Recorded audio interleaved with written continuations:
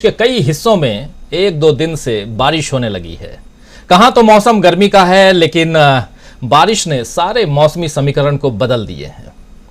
कुछ यही हाल इस वक्त देश के सियासी मौसम का भी है। कहां तो बीजेपी इस उम्मीद में थी कि राहुल गांधी से माफी मांगों का हल्ला इतना तेज कर देगी कि अदानी मुद्दे पर किए गए सवाल दब जाएंगे, लेकिन बीजेपी की गर्मी पर कांग्रेस ने पलटवार की बारिश कर उसकी रणनीति धो डाली है। राहुल गांधी ने साफ कर दिया है कि सच बोलने के लिए वे माफी नहीं मांगेंगे। मोदी जी तो इस पर अब तक चुप ही हैं, क्योंकि वो कुछ कहेंगे तो फिर उनसे और भी बहुत कुछ कहने की मांग तेज हो जाएगी। मोदी जी कुछ ना बोलें, इसके लिए रोज ही संसद ठप हो रहे हैं। अब तो आलम यह हो गया है कि कुछ समय के लिए संसद ही म्यूट हो गई। लेकिन अब गृह मंत्री अमित शाह ने एक निजी चैनल के कार्यक्रम में कहा है कि दोनों पक्ष अध्यक्ष के सामने बैठें और चर्चा करें। उन्हें 2 कदम आगे आना चाहिए और हम 2 कदम आगे बढ़ेंगे, फिर संसद चलना शुरू हो जाएगी। लेकिन आप बस एक प्रेस कॉन्फ्रेंस करें और कुछ ना करें, ऐसा नहीं हो सकता। ये कह रहे हैं अमित शाह जी, देश के गृह मंत्री हैं, कि दोनों पक्ष अध्यक्ष के सामने बैठें और चर्चा करें। उन्हें 2 कदम आगे आना चाहिए। उन्हें से मतलब है विपक्ष को, या कहें तो कांग्रेस को, और हम 2 कदम आगे बढ़ेंगे, फिर संसद चलना शुरू हो जाएगी। लेकिन आप बस एक प्रेस कॉन्फ्रेंस करें और कुछ ना करें, ऐसा नहीं हो सकता। आप बस एक प्रेस कॉन्फ्रेंस करें। यह कहने का मतलब साफ है कि राहुल गांधी ने जो प्रेस कॉन्फ्रेंस की थी अभी 2 दिन पहले, संसद में आने के बाद फिर जाकर के उन्होंने जो अपनी बात रखी थी कि मैं आज गया था और मैंने अपनी बात रखने के लिए समय मांगा है लोकसभा अध्यक्ष से, उसकी बात यहां रख रहे हैं अमित शाह। तो बताइए, अमित शाह प्रेस कॉन्फ्रेंस की बात इस तरह कर रहे हैं मानो ये कोई बड़ा काम नहीं है। जी हां, कोई बड़ा काम नहीं है। अगर प्रेस कॉन्फ्रेंस से कुछ नहीं होता तो प्रधानमंत्री नरेंद्र मोदी इसकी हिम्मत क्यों नहीं जुटाते हैं? अब तक तो प्रेस कॉन्फ्रेंस करना चाहिए था, अगर बड़ा काम नहीं है तो। खैर, बात राहुल गांधी और संसद में गतिरोध की हो रही है। तो आपको बता दूं कि राहुल गांधी संसद जब पहले दिन पहुंचे तो संसद स्थगित हो गई, और फिर उन्होंने अगले दिन आने की बात कही तो माइक में काम ही नहीं हुआ, यानी कि माइक ही म्यूट कर दिया गया। और राहुल गांधी ने पहले ही कह दिया था कि वे अपनी बात संसद में ही रखेंगे। राहुल गांधी ने कहा था कि यह सब तमाशा खड़ा किया जा रहा है, तमाशा, और वो भी अदानी के लिए खड़ा किया जा रहा है, ये राहुल गांधी कह रहे थे। जिस प्रेस कॉन्फ्रेंस की बात अमित शाह ने कही है इंडिया टुडे कॉन्क्लेव में, नाम भी बता दे रहा हूं, निजी चैनल जो कह रहा था, इंडिया टुडे कॉन्क्लेव में कल जब अमित शाह अपनी बात रख रहे थे तो उन्होंने कहा कि सिर्फ आप आइए और एक प्रेस कॉन्फ्रेंस कर दीजिए तो उससे काम नहीं चलने वाला।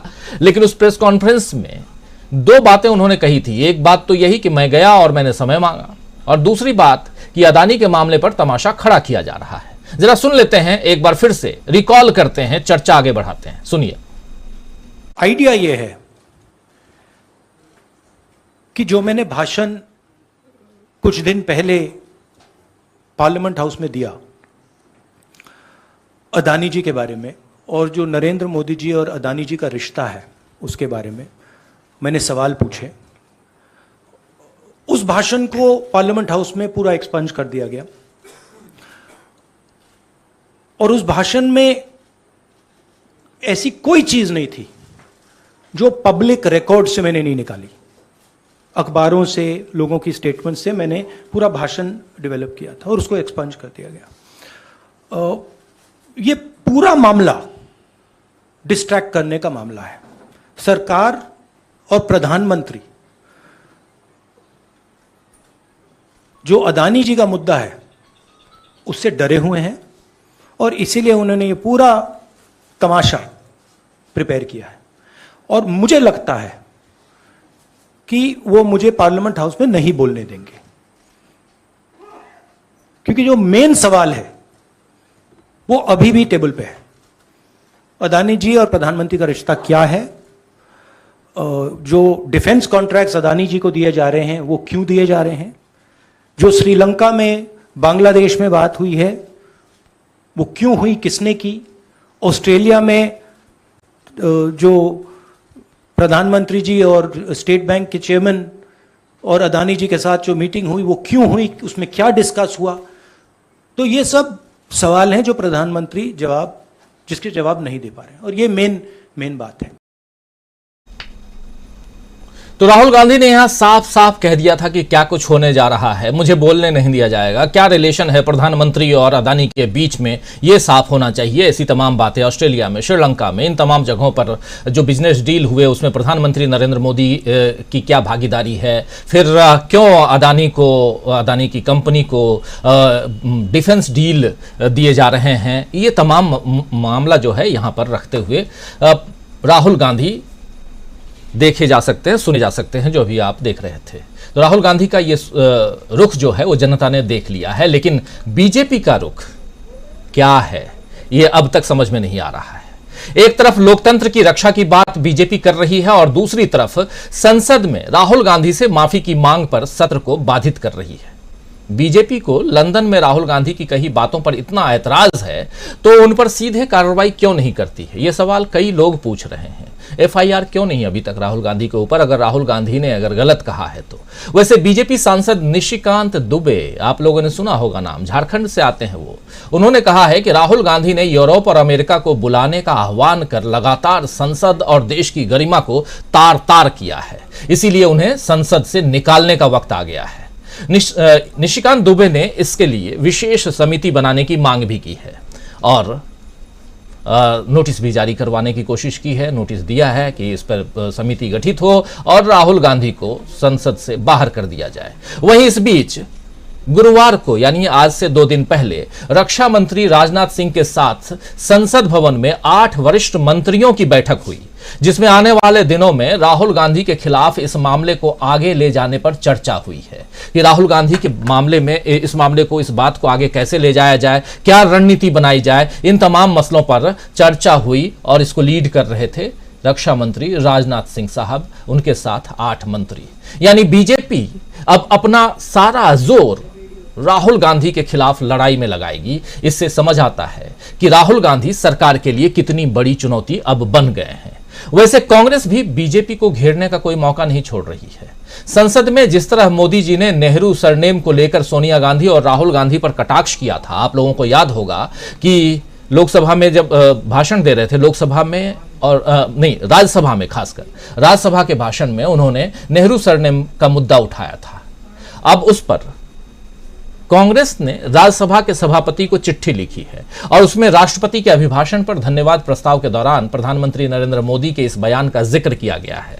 कांग्रेस ने उनके इस बयान के आधार पर ही विशेषाधिकार हनन का नोटिस भी भेजा है और आरोप लगाया है कि प्रथम दृष्टया में ही पीएम नरेंद्र मोदी की ये बातें न सिर्फ अपमानजनक थीं, बल्कि नेहरू परिवार के सदस्यों, खासकर सोनिया गांधी और राहुल गांधी, जो कि लोकसभा के सदस्य भी हैं, उनके प्रति असम्मानजनक है और मानहानि वाली थी। तो राहुल गांधी के ब्रिटेन में दिए बयानों से लेकर अदानी मामले पर घिरी हुई मोदी सरकार और इन दोनों के बीच संसद के ठप होने तक सियासत में कई किस्म के तूफान आने वाले वक्त में हम देख सकते हैं या देखने को मिल सकते हैं। लेकिन इस बीच एक तूफान उधर से आया है, जम्मू कश्मीर से। उस तूफान का नाम है, आप लोग सुन चुके होंगे, समझ चुके होंगे, पीएमओ का एक अधिकारी बन करके एक आदमी पहुंचता है, एक बार नहीं, पिछले 5 महीने में 3 बार पहुंचता है और वहां उसको Z+ सुरक्षा भी दी जाती है और उन जगहों पे पहुंचता है वो आदमी जहां सामान्य आदमी, हम और आप नहीं पहुंच सकते। पत्रकार होने के बाद भी कई जगह हम लोग नहीं पहुंच सकते और वहां वो आदमी पहुंचता है। वो गुजरात का है और वो आदमी वहां पहुंचता है और उसे हर तरह की सुरक्षा दी जाती है। ये मामला जब सामने आया तो सरकार से, देश के गृह मंत्री से, देश के प्रधानमंत्री से सवाल पूछा जाना लाजमी है, पूछा जा रहा है। आज इसी पर कांग्रेस ने प्रेस कॉन्फ्रेंस की और कांग्रेस ने पूछा कि जब भारत जोड़ो यात्रा चल रही थी उस वक्त एक आदमी वहां था, वो इन तमाम मसलों पे घूम फिर रहा था, हर तरह की गतिविधियों में शामिल था, आखिर ये क्या है? जरा भारत की सुरक्षा की बात है तो जरा इस सुरक्षा के बारे में भी आप बताइए कि चल क्या रहा है। एक छोटी सी बाइट कांग्रेस के पवन खेड़ा की बाइट आपको सुना देता हूं और इस मामले को भी इस चर्चा के दरमियान हम समझेंगे कि आखिर चल क्या रहा है देश में। कई सारी बातें हैं वीकेंड है, आराम से आप भी चाय की चुस्की लीजिए। जो लोग उत्तर भारत में हैं और मध्य भारत में हैं, सब जगह बारिश हो रही है और मौसम बहुत हसीन रंगीन सब तरह से कह सकते हैं, क्योंकि गर्मी थी अभी और अचानक मौसम बदला है। लेकिन किसानों के लिए मार पड़ गई है, बहुत बुरा हाल है किसानों के लिए और उनके साथ हमारी पूरी हमदर्दी है, क्योंकि मौसम बिगड़ चुका है और किसान जो हैं वो दुखी हैं। इस मौसम में ओले पड़े हैं इसलिए भी। लेकिन यहाँ दूसरा मौसम जो बिगड़ा हुआ है, देश का सियासी मौसम, उसमें ये साहब कौन है और इसके लिए क्या कुछ कह रहे हैं, पवन खेड़ा, जरा सुनिए। ये पेगासस सरकार जो दावा करती है कि पत्ता नहीं हिल सकता इनकी जानकारी के बगैर, उनकी नाक के नीचे कश्मीर में 5 महीने लगातार, अक्टूबर से उसने अपने दौरे शुरू किए और ऐसा नहीं कि छिप के कर रहा था, ट्विटर पे डाल रहा था और इन्हें मालूम नहीं था। हम तो यह भी जानना चाहते हैं, भारत जोड़ो यात्रा, राहुल गांधी इस देश की कांग्रेस पार्टी का सर्वोच्च नेतृत्व और कई दलों का सर्वोच्च नेतृत्व उस वक्त वहीं था। आप के ये साथी कर क्या रहे थे? अगर ये आपके साथी हैं तो कम से कम ये बोलते तो हैं कि आपके हैं। क्या टूल किट है? क्या कुछ करने में नाकामयाब हुआ या कुछ और ही करने गया था? किसने भेजा था? क्यों गया था? ये सब सवाल बहुत आवश्यक हैं, अत्यंत आवश्यक हैं देश की सुरक्षा को लेकर। तो जिसकी बात हो रही है यहां पे वो है किरण पटेल। वो पीएमओ का अधिकारी बन के जाता है, Z+ सुरक्षा मिलती है, अपनी पत्नी बच्चों के साथ जाता है और उसके बाद वो न सिर्फ जम्मू कश्मीर की बात है, कई ऐसी तस्वीरें सामने आई हैं जिसमें वो उन सुरक्षा और उन जगहों पे है और बीजेपी के तमाम लोग उसके आगे पीछे घूम रहे हैं या उनके साथ लगे हुए हैं। आखिर ये क्या प्रधानमंत्री के साथ कोई रिलेशन है? क्या गुजरात का होने के कारण ये सुविधाएं मिली हुई थी? बहुत सारी चीजें ये भी हम आज इस चर्चा में समझने की कोशिश करेंगे। तो दोस्तों, आज इसी पर चर्चा करेंगे कि क्या इस बार मोदी लहर और राहुल गांधी की आंधी के बीच मुकाबला होगा और क्या होगा इस मुकाबले का अंजाम? क्या अब तक जो कुछ हो चुका है उसमें बीजेपी बैकफुट पर है? क्या राहुल गांधी ने बांध कर रख दिया है बीजेपी को? बहुत सारे सवाल हैं, इन सवालों का जवाब ढूंढने की कोशिश करते हैं। आइए इस चर्चा को आगे बढ़ाएं और चर्चा आगे बढ़ाएं, लेकिन उससे पहले एक तस्वीर और दिखाना चाहता हूं। कल आपने एक तस्वीर देखी थी संसद में लोकसभा की तस्वीर कि कैसे 11 बजे सदन की शुरुआत होती है, 2, 3, 4, 10 और 22 मिनट के बाद लोकसभा जो है वो एडजर्न नहीं 2 बजे तक के लिए बढ़ा दी जाती है, स्थगित की जाती है। फिर 2 बजे आते हैं आसंदी पर लोकसभा अध्यक्ष और वो कहते हैं कि अब कल के लिए एडजर्न। और यही सब कुछ राज्यसभा में भी चल रहा है। राज्यसभा की तस्वीर भी आपको दिखाना चाहता हूं, सोमवार से लेकर के और गुरुवार तक क्या कुछ हुआ वो जरा देख लीजिए, एक छोटी सी तस्वीर, और फिर आगे बढ़ते हैं। हमारे तमाम साथी जुड़े हुए हैं, उन सब के बीच चलेंगे और चर्चा को आगे बढ़ाएंगे। देखिए जरा।